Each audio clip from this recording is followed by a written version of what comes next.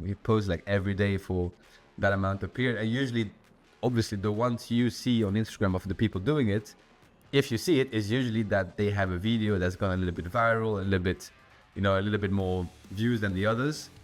And on every example I could find, everyone kind of, it worked for them. For me, I gained like maybe 3 people in 80 days. So I'm Tom Smail. I'm half French, half Swedish, and I'm currently based in Amsterdam, where I have my own videography company. But yeah, on Instagram and YouTube now. I was in a transition in my professional life where I was working. I started basically as a social media manager a few years ago. I had an old page which was completely different, which was in French, and where I was doing more like entertaining content, and that worked well. I grew it to a few about 10,000-11,000 followers. So I was like, okay, that's pretty cool. Maybe I can do it for brands as well. Maybe I can work as a social media manager. But the problem was that I didn't see any evolution. You don't become like a senior social media manager. So I took some courses and like on Udemy on how to color grade, for example. And when I look back at it now, you can see that I was a beginner, because I was clearly, my content there was no consistency, whether it was in the shots or in the typography, in the color grading. There was hiccups all the time. Taking it back, so you used to be a social media manager, and now do you identify yourself as like a content creator, or what? How do you like to label that?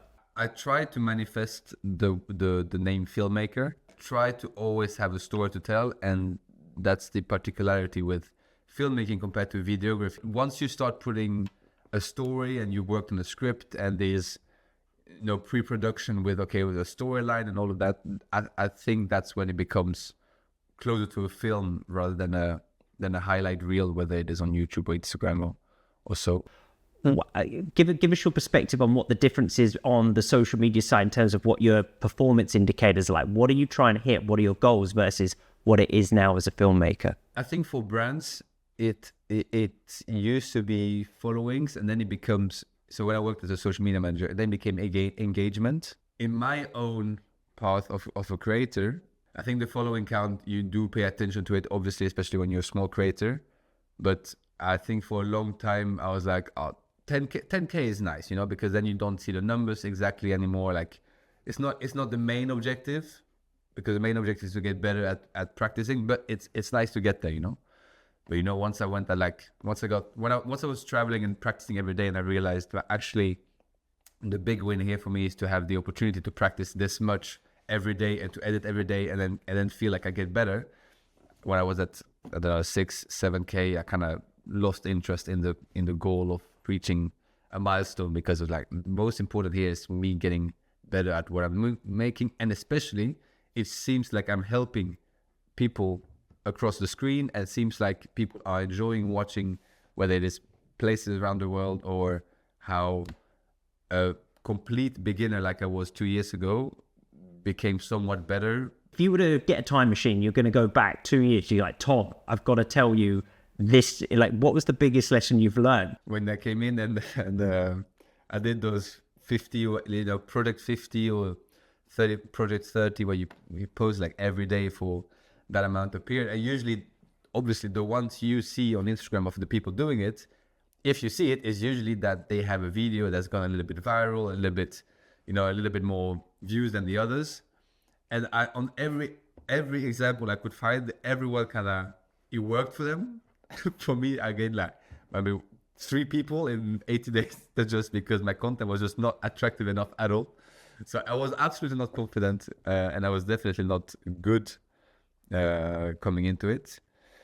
But I think the biggest lesson was that really the practice makes progress. If you want to get serious into creating, or any hobby where you want to be serious about it a little bit, you need to find hours in the day or in the week that are specifically allocated to it and outside of your normal life. I think that's my biggest takeaway, is that you need to allocate some time in the day or in the week. You can't just hope that the time appears from nowhere and suddenly you have time to make videos, or suddenly you have time to make your hobby a priority. have you found this quite a collaborative experience, not necessarily just with your partner, but just in terms of the creative journey that you've been going on? I'm lucky to always have a subject to film. I think that's the best thing with when you are live with a friend or with a partner who is okay being on camera, is that for yourself now you always have a subject. Yeah, and of course, yeah, we did a 9-month trip together, so it was obviously collaborative on many ways. What does this journey look like for you? Like, what are your personal goals out of it? Is it gonna is building it into the full-time thing a positive? Is it a negative? Like, what's your motivator? I think being a full-time creator is a big blessing in many ways, and actually in more ways than not. But it's also there's never a turn off. A trip to your coffee place on the Sunday morning is possibly content, so everything kind of becomes content. It's not my main priority. I think this year I want to focus more on becoming a documentary filmmaker, or at least turning myself towards that, make something a bit more meaningful than just reels that can be scrolled away, and have something that even 3 years later, when you can look at it and I think, okay, that's a cool brand. They come from this point in time and now they're here. And I've kind of become like a little bit of outdoors addicted. So I would love to go on a shoot with like a Salomon, the North Face, or these a bit more Patagonia, a bit more adventure brands. We've heard about where you want to go, your journey here. Where do you see, in terms of the overall industry going, in terms of creators? Like, what do you think the platforms are going to do next? Like, where do you see it? Do you see it becoming more fulfilling, or is it going to be more chasing an algorithm? Do you see some new technology coming in and disrupting it? What are you seeing on the horizon? I think we are already in this switch of going from short form to YouTube. I think more and more creators that are big on Instagram or TikTok turn toward YouTube, because you have this more community and meaningful aspect to it. Do you view Instagram as almost like a graduation process to a YouTube channel? Yes, if you are in the field of filmmaking, actually maybe in any field. But it's more that on Instagram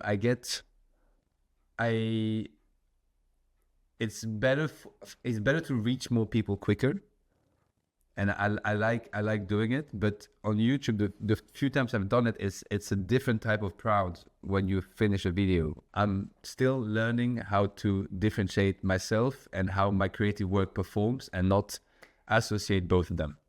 And on YouTube, it performs way less good than on Instagram, because I have less people following me there.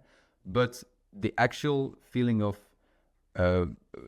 proudness when I post a video and when I watch it back, whether it is, the levels are much higher than those short form stuff. And I think a lot of creators start to feel that way, that after 400, 500 posts on Instagram, you think, okay, is this it? Can I not use my time a little bit? The time I spent on short form can I not become anything long form instead? Does the monetization play a part in that at all for you? Yeah, I think so. But the monetization only comes after 1,000 followers. Sometimes I still think, can everyone do YouTube? At the beginning, we all thought, okay, Instagram and social media is more for the I want to say youngsters. And now they are moms, they are dads, they are youngsters. Everyone is making reels. But will everyone make YouTube? I don't know, because it is more work.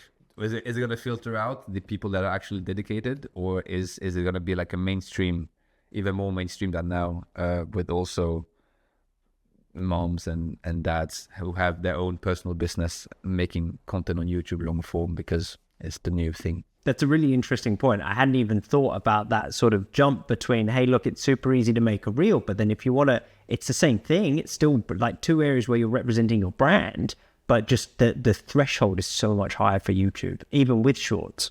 The whole thumbnail, and it's a whole different aspect of social media, YouTube as a platform. Is there any sort of final thoughts or anything that you'd like to share with our audience who are other creators, other people similar to you, or even complete beginners?